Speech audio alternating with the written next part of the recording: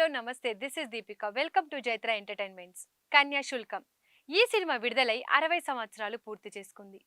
వరకట్న సమస్యకు సరైన సమాధానం చెప్పిన ఈ సినిమా తొలిసారి రిలీజ్లో ఆకట్టుకోలేకపోయినా చాలాసార్లు రిలీజ్ అయి 3 సార్లు 100 రోజులు ఆడి రికార్డు సృష్టించింది.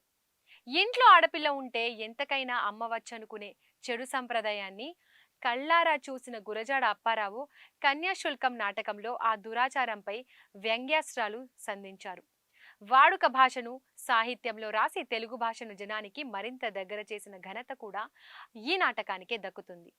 ఈ నాటకం తెలుగు నేల అంతటా జేజేలు అందుకుంది. ఆ నాటకానికే సినిమాకు అనుగుణంగా కొన్ని మార్పులు చేసి వినోద సంస్థ అధినేత డిఎల్ కన్యాశుల్కం చిత్రాన్ని నిర్మించారు. ఈ చిత్రానికి పి పుల్లయ్య దర్శకత్వం వహించారు. 1955 ఆగస్టు 26న ఈ చిత్రం రిలీజ్ అయింది.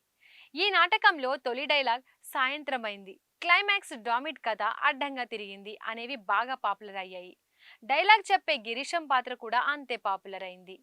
కన్యాశుల్కం చిత్రంలో గిరీశంగా ఎన్టీఆర్, మధురవాణిగా సావిత్రి, బుచ్చమ్మగా జానకి, రామపంతులుగా సిఎస్ఆర్, అగ్నిహోత్ర వదులుగా రామన్న పంతులు, పూటకుళ్ళమ్మగా ఛాయాదేవి నటించగా గుమ్మడి, పద్మనాభం, సూర్యకాంతం, హేమలత ఇతర పాత్రధారులుగా అదరగొట్టారు. కన్యాశుల్కం సినిమాకు సదాశివ బ్రహ్మం సంభాషణలు రాశారు. సరసుడ దరిచేరరా అనే పాటను కూడా ఆయన రాశారు. శ్రీశ్రీ రాసిన ఆనందం అర్ణవమైతే అనే కవితనే పాటగా మలుచుకున్నారు. ఇలా కవులు కళల నుండి జాలువారిన గీతాలు కన్యాశుల్కం చిత్రానికి అదనపు ఆకర్షణగా నిలిచాయి. అయితే మొదటి రిలీజ్లో ఆశించిన స్థాయిలో ఆకట్టుకోలేకపోయింది.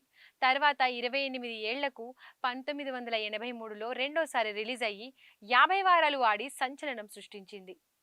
1986లో మూడవసారి రిలీజ్ అయ్యి విజయవాడ, గుంటూరులో 100 రోజులు ఆడింది. తర్వాత గురజాడ కన్యాశుల్కం శతవసంతాలు పూర్తి చేసుకున్న సందర్భంలోనూ ఈ చిత్రం 1993లో మరోమారు విడుదలైంది.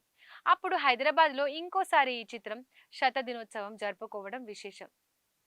ఇలా రిపీట్ రన్స్ లో 3 సార్లు శతదినోత్సవం జరుపుకున్న చిత్రం భారతదేశ చలనచిత్ర చరిత్రలోనే మరొకటి లేదు.